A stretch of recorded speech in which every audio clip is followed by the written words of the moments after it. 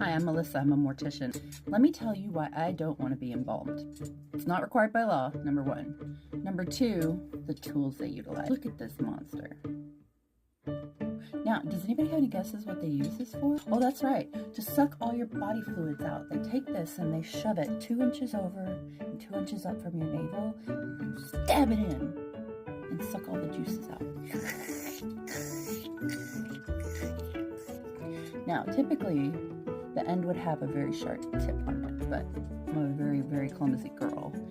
A hose is hooked up to this side, and it's hooked up to a machine that does the suction, and this is to remove the fluid from like your lungs, your bladder, your heart, and everywhere in between in this thoracic cavity. Yeah. This was one of the main deciders that I did not want to be embalmed. I used to have to imagine that I was really mad at somebody to be able to perform this part of the embalming. So I would have to picture somebody I did not like. This is why I chose not to be embalmed, part 2. Did you know that embalming uses a chemical called formaldehyde and it's dangerous and carcinogenic? Some people may tell you, but it's a natural product. It comes in apples. So in our nail polish and a lot of other stuff that you may see in the grocery store, in your home, in your everyday life. Does it mean that that's safe?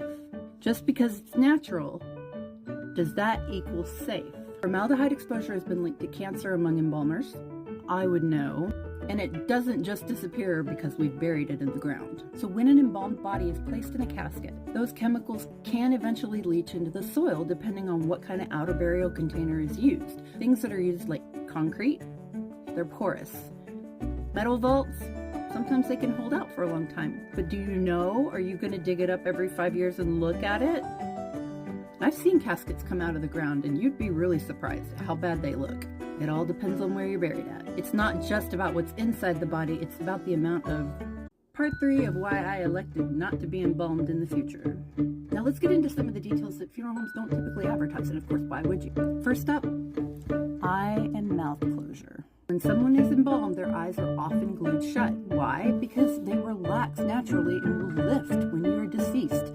So what we'll do is place a little bit of glue along your waterline and close the lid 1/3 up and 2/3 down for a natural closure. Little plastic caps can be used to give your eyes some contour if it's deflating. For the mouth, there's this tool called the needle injector, and it's more like a little mini hammer that will just knock a little tack right into your mouth, here and here, and then you have these wires and you twist them together. Then typically